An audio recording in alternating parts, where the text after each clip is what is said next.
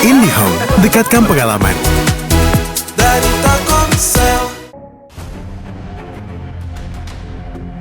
Bencana banjir dan tanah longsor yang menerjang sejumlah kabupaten dan kota di Sumatera Utara, Aceh, dan Sumatera Barat menimbulkan korban besar. Sedikitnya 969 orang meninggal dan ratusan masih hilang. Imbas dari banjir bandang Sumatera, ribuan warga kini terpaksa mengungsi dan bertahan hidup dalam kondisi serba terbatas. Pemerintah pun bergerak cepat dan menyalurkan distribusi bantuan ke seluruh wilayah terdampak banjir dan longsor, termasuk daerah yang terisolir. Sementara itu terkait bantuan korban bencana, Presiden Prabowo Subianto mengeluarkan peringatan keras di tengah bencana yang melanda wilayah Sumatera. Dalam rapat terbatas di Banda Aceh, Presiden Prabowo Subianto mengancam siapapun yang berani mencari untung dari bencana, khususnya dari bantuan bencana Sumatera, akan ditindak. Saya ingatkan tidak boleh ada penyelewengan, tidak boleh ada korupsi di semua entitas pemerintahan. Karena ini buktinya, kita butuh setiap kemampuan kita butuh setiap uang kita untuk menghadapi dan mengatasi kesulitan rakyat.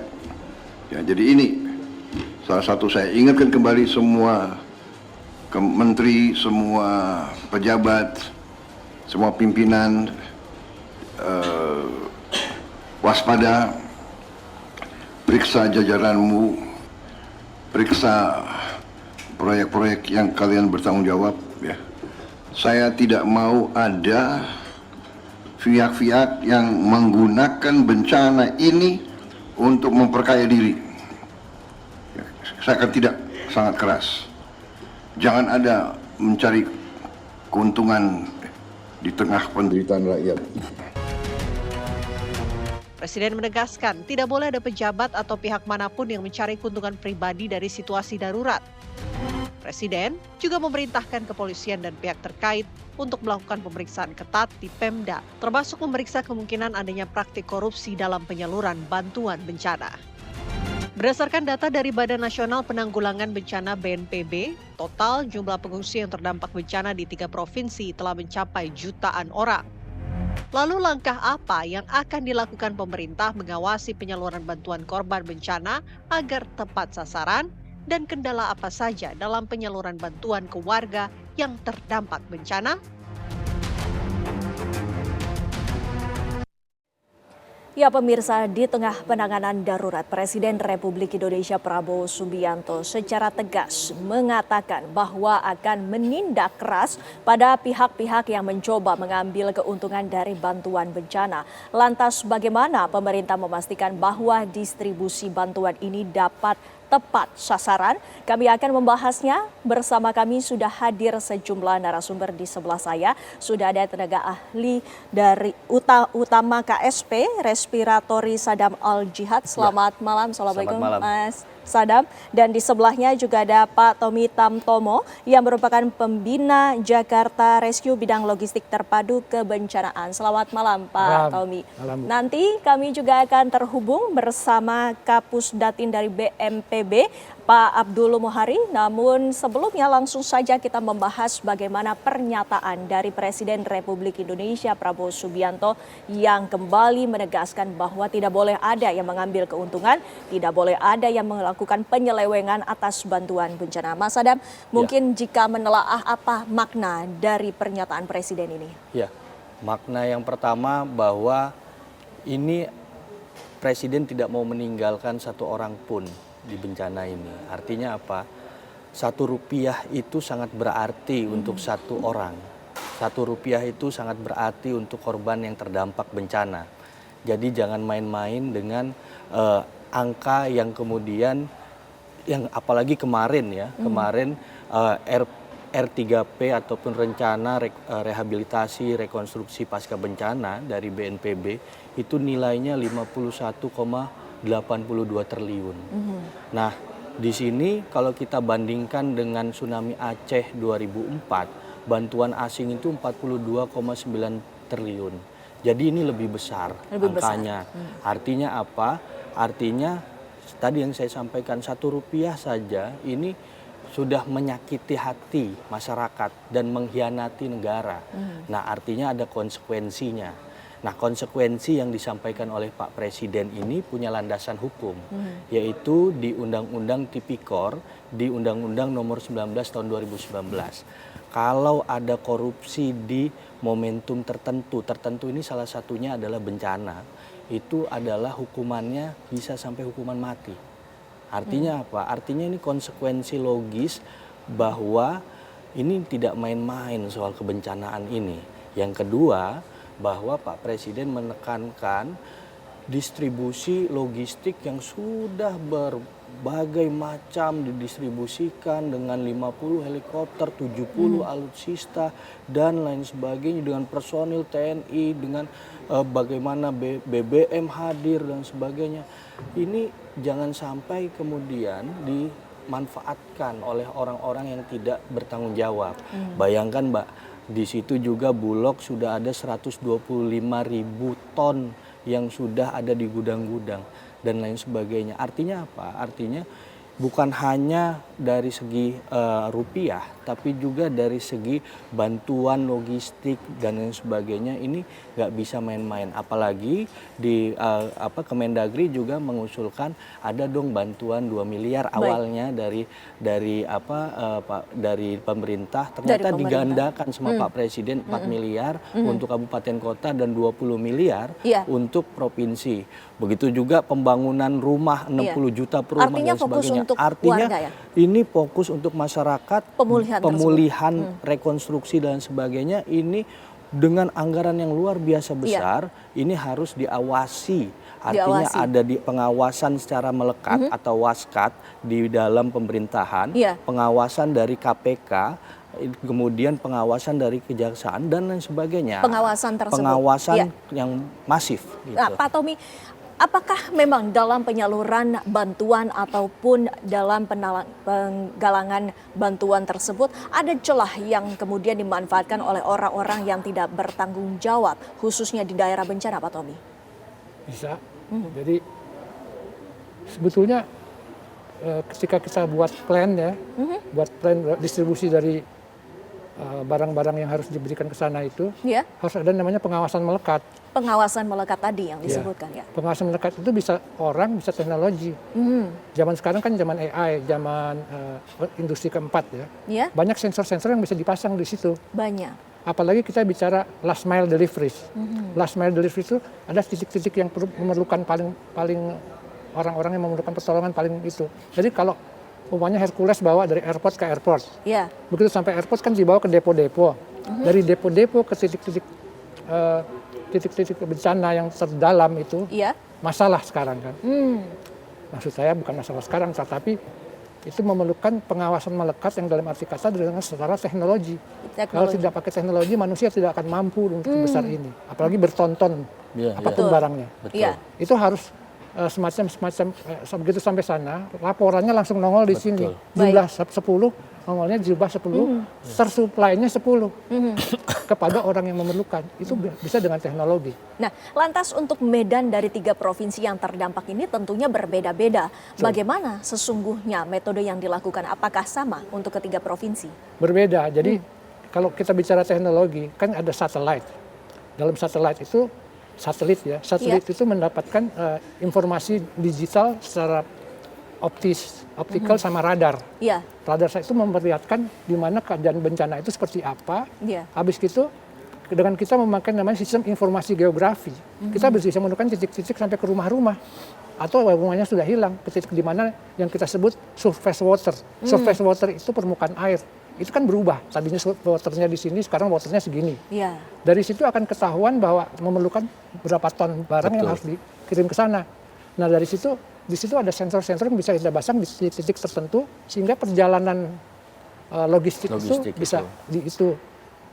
Kemudian saya mau tambahkan, kan kita memerlukan helikopter. Kan jalannya udah hancur semua, harus sudah dibagusin. Banyak akses yang terputus. Sebetulnya yang paling aman, paling cepat adalah air bridge, kita sebutnya air bridge, jembatan udara. Jembatan udara itu kan sekarang kan pakai helikopter kecil-kecil. Ya terima kasih kepada TNI, Polri dan semuanya yang melakukannya, dan kami berduka cita atas bencana ini. Tetapi kita bisa memakai umpamanya kemarin saya buat artikel di media, kita memerlukan helikopter yang namanya disebut Mi-26. Ya. Mi-26 itu buatan Rusia, itu bisa membawa 20 ton sekali jalan, bisa membawa bulldozer, bisa membawa apapun juga. Jadi kalau kita pakai itu tidak ada lagi. Dan kami dengar katanya mau dapat pinjaman dari Rusia untuk itu. Kemarin ada di TV kan. Ya, hari ini sudah di Rusia. Mi-26, tapi habis itu ada namanya Sikorsky Air Crane. Jadi crane udara itu juga bisa 10 ton. Sama Chinook juga yang 2 baling-baling itu juga bisa 10-15 ton. Artinya lewat udara memang merupakan salah satu yang optimal untuk bantuan ini. Optimal sekali karena jalan darat sudah hancur. Ya, tidak ada pilihan.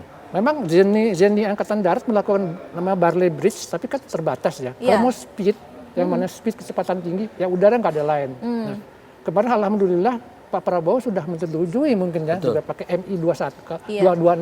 Kalau bisa 3. Satu di Sumbar, satu di Tapanuli, satu di Aceh. Iya. Dari pemerintah sendiri pun juga terus mengebut untuk perbaikan dan juga pemulihan infrastruktur. Ini salah satu upaya untuk penyaluran bantuan tersebut, Mas Adam. Betul. Bahkan kan ketika rapat pun itu di lokasi bencana. Artinya apa? Artinya ini force majeure.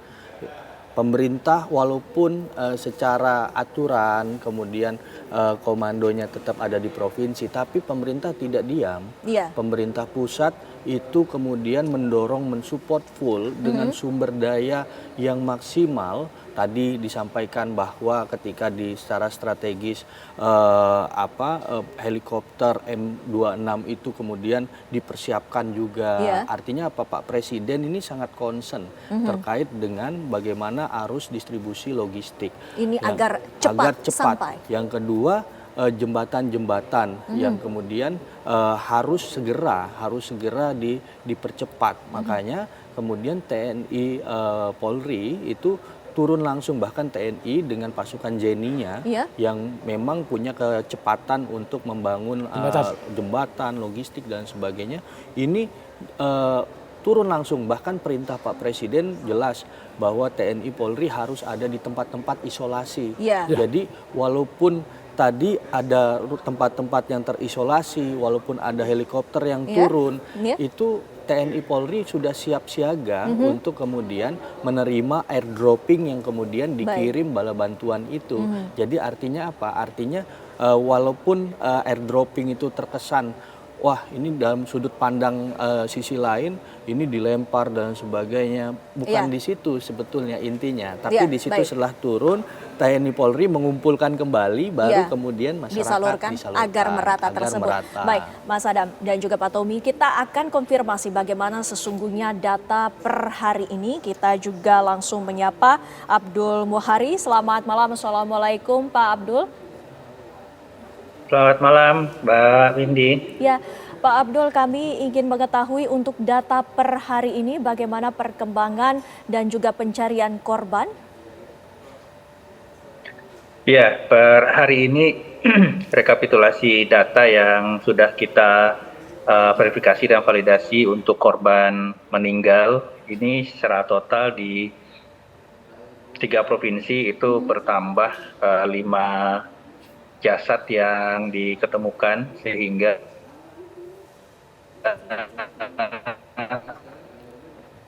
Pak Abdul, jumlah total korban ini Rabu 10/5 itu berjumlah 969 jiwa. 969. Ya, halo. Ya, baik, sempat terputus, sudah tersambung kembali komunikasinya. Silakan Pak Abdul.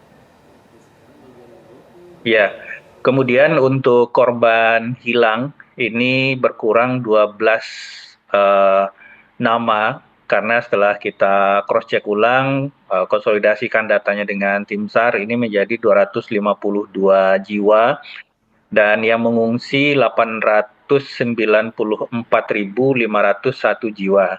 Ini hampir 98%-nya itu ada di Aceh. Jadi ini yang masih terus kita dukung kebutuhan dan pemenuhan kebutuhan logistik dasar mereka, baik itu permakanan maupun non permakanan, Mbak Windy. Pak Pak Abdul, apakah masih ada wilayah-wilayah yang sulit untuk dijangkau oleh tim gabungan di sana, Pak Abdul?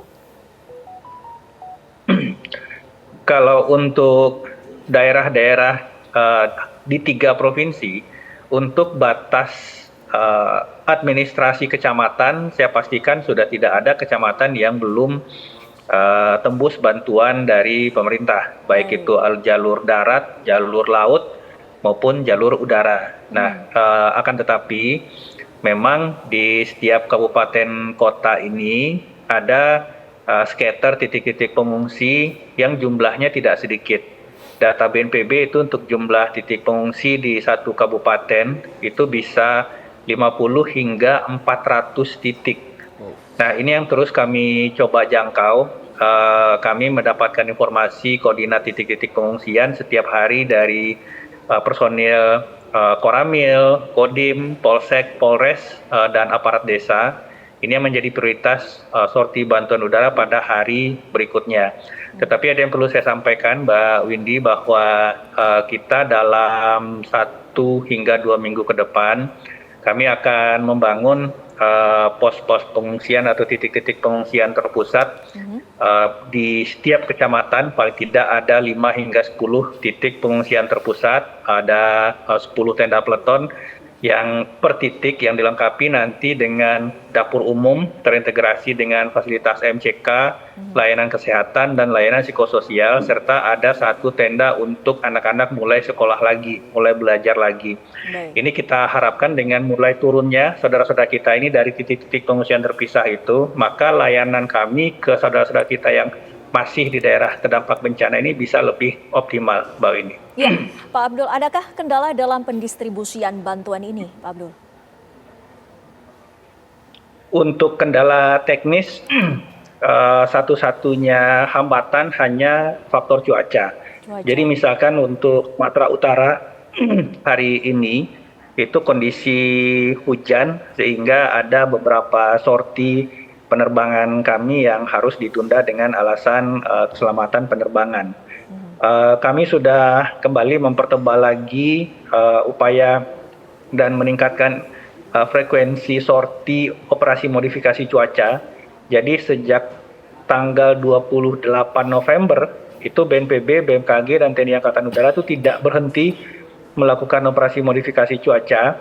Tidak hanya untuk menjamin Satgas Darat kita, Satuan TNI, Kementerian PU, dan Balai Pelaksana Jalan dan seterusnya untuk memperbaiki dan memulihkan akses darat, membantu tim SAR gabungan memperlancar dan mengoptimalkan operasi pencarian.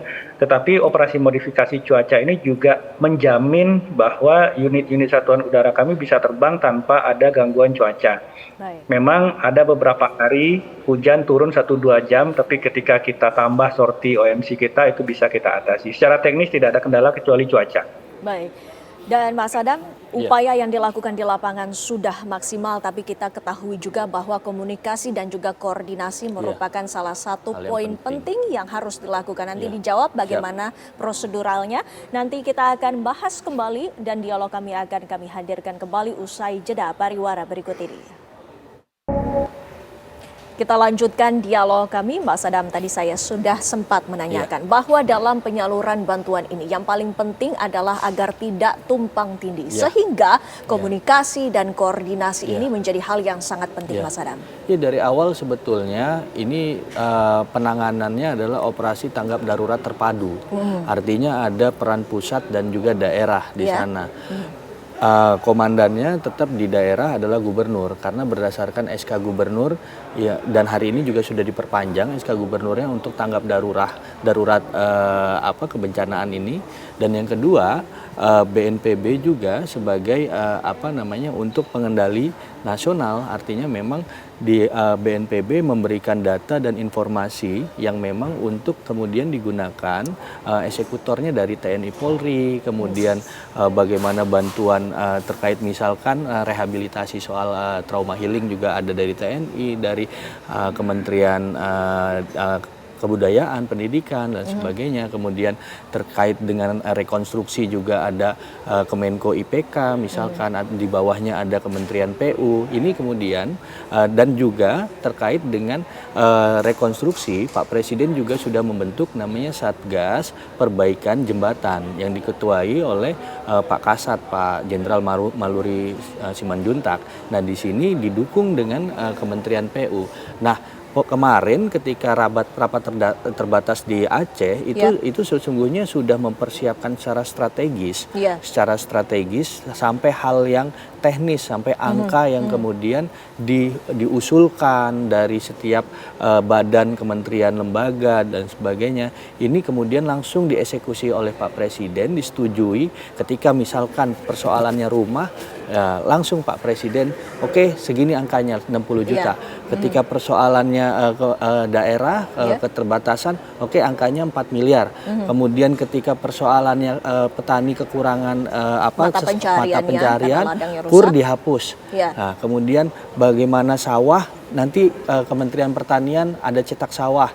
Kemudian ketika berbicara soal pakaian yang terbatas, obat-obatan yang terbatas, Pak Presiden concern harus menjadi prioritas. Tenaga kesehatan misalkan kemudian dapat dukungan dari perguruan tinggi, dari kampus, dari TNI yang koas misalkan. Artinya memang concern dari Pak Presiden secara strategis dan taktis ini menunjukkan bahwa ada koordinasi lapangan secara terpadu. Nah, inilah bagaimana gaya kepemimpinan Pak Presiden yang memang gaya kepemimpinannya kolaboratif action. Jadi kolaboratif action ini bukan hanya melihat dari pemerintahannya, tapi juga pemerintahan daerah dan juga ketika ada keterbukaan publik, artinya ketika ada masyarakat ataupun ada influencer dan sebagainya mau support silahkan. Bahkan TNI Polri pun membantu ketika untuk pengiriman logistik. Artinya Presiden memandang bahwa selain collaborative action ada juga open government di sana. Nah, inilah dua hal yang kemudian pemerintahan di bawah kepemimpinan Pak Presiden itu menjalankan operasi tanggap darurat terpadunya dengan maksimal. Ya, dengan maksimal ini. Pak Tommy, kami juga ingin mengetahui dalam penyaluran bantuan ini sedianya tentunya bagaimana menjamin bahwa distribusi ini tepat kepada pihak-pihak yang membutuhkan. Ya, ini menarik soal tumpang tindih tadi ya. Kami ingin kembali ke masa zaman tsunami di Aceh. Ketika itu banyak sekali pesawat terbang dan di bawah mobil dan hovercraft ya. Ketika itu KSAU-nya Pak Sepi Hakim ya waktu itu ya. Dan itu beliau itu naruh 1 bintang 1 di Jakarta, 1 bintang 1 di Medan, 1 bintang 1 di Aceh, Iskandar Muda. Jadi setelah itu diadakan itu baru terpadu itu benar-benar jalan, yang disebut terpadu itu benar-benar terjadi, bukan teori lagi, sehingga bisa baik. Kami ingin kalau soal terpadu itu adalah sebenarnya kombinasi dari berbagai disiplin, multidisiplin, multi institusi, multi LK lah. Nah, bagaimana ngaturnya itu ada di BNPB itu kan ada ruangan screen-nya besar-besar tuh. Kami bagaimana sih sebetulnya BNPB bisa bicara di sini mengenai command center itu terpadunya itu yang disebut resources, location, and allocation. Resourcesnya ada, locationnya ada, allocationnya yang mungkin jadi masalah sehingga tumpang tindih. Nah, itu perlu monitoring yang disebut intelligent surveillance and reconnaissance, intelijen, pengintaian dan pengamatan. Itu harus bergerak semua dalam satu sistem IT. Kalau tidak akan terjadi tumpang tindih itu, karena setiap benda yang itu bisa dikasih transponder, bisa dikasih sensor. Nah, tapi saya ngomong mungkin terlalu teknis ya. Ini semuanya di Aceh itu dulu tidak ada sistem yang seperti ini. Tapi setelah kapal induk Amerika datang yang membawa helikopter bukan yang besar, mereka memakai sistem satelit. Jadi setiap hari itu di pendopo Aceh muncul itu peta dari satelit pada saat itu real time situation, sehingga pergerakan manusia, barang dan sebagainya itu cepat dan waktunya tepat. Nah, sekarang mungkin sudah terjadi, tapi mungkin kita mesti periksa bagaimana BNPB mengaturnya dengan di daerah dengan juga Basarnas, sehingga pergerakan manusia, barang ini semua itu terpadu, terintegrasi. Nah, itu memerlukan sebuah termasuk pergerakan udara, darat, dan laut kalau ada. Nah, itu harus menjadi satu kesatuan yang terpadu, sangat terpadu. Nah, itu bisa. Bisa. Baik. Pak Abdul, apakah benar dari BNPB dan juga tim SAR gabungan dan petugas yang saat ini telah berjalan di sana dan membantu warga yang membutuhkan ini terus mengupayakan adanya komunikasi dan juga koordinasi agar distribusi bantuan ini sudah menyeluruh ke setiap wilayah, Pak Abdul? Ya, dalam setiap fase tanggap darurat bencana, maka ada yang namanya pos komando pengendalian fase tanggap darurat. Untuk bencana banjir dan longsor di 3 provinsi ini, itu posko pengendalian utama kita bentuk di tiap provinsi, seperti Sumatera Utara itu dipimpin oleh Jenderal Bintang 2 aktif, Deputi 3 BNPB, Mayor Jenderal Budi Irawan. Di Sumatera Barat ini langsung Sestama BNPB, dan di Aceh ini Deputi 4 bersama 1 penawaran Bintang 2 TNI untuk menjadi representasi insiden commander dari pemerintah pusat yang mendampingi insiden commander yang ditunjuk oleh pemerintah daerah, dalam ini gubernur dan wakil gubernur. Nah, dalam operasional posko ini kita briefing itu 2 kali sehari. Ini secara teknis saya sampaikan bahwa briefing pagi itu dihadiri oleh semua stakeholder, baik itu OPD di daerah, Kementerian KL yang terlibat di operasional tanggap darurat di 3 provinsi. Ini kita berbicara RENOPS harian. Nah, kemudian di sore hari kita rekapitulasi data yang saya sampaikan pada preskon setiap sore pukul 5. Dan kemudian jam 8 malam kita rapat evaluasi pelaksanaan RENOPS harian tersebut. Jadi ini sangat terpadu, dan ini kita kumpulkan dalam satu laporan harian yang oleh Kepala BNPB kemudian disampaikan kepada Presiden.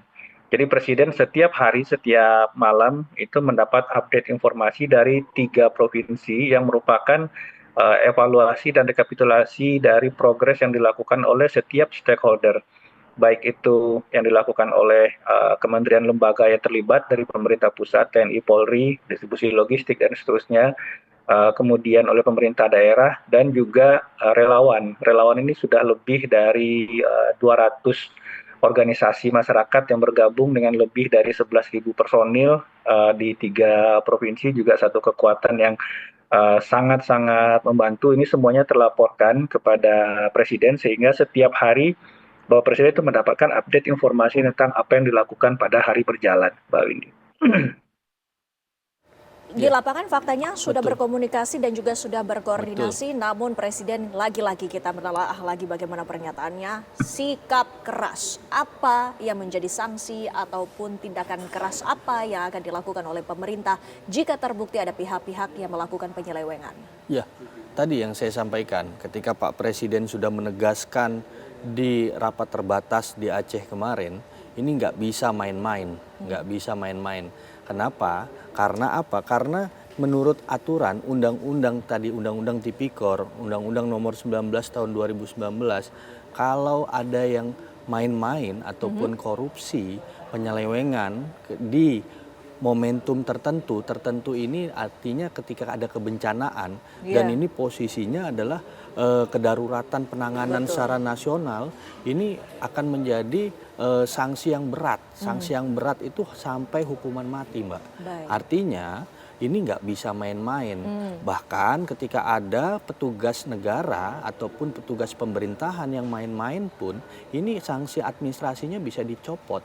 Artinya apa? Artinya Presiden tidak main-main. Karena apa? Karena ketika ada yang main-main dengan distribusi pendanaan terkait dengan bencana, maka ini adalah bagian dari pengkhianatan terhadap rakyat dan juga negara, dan itu adalah pidana. Baik, terima kasih Mas Anam, terima kasih Pak Tommy, Pak Abdul juga terima kasih waktunya bersama kami dan sudah berbincang-bincang di Apa Kabar Indonesia Malam.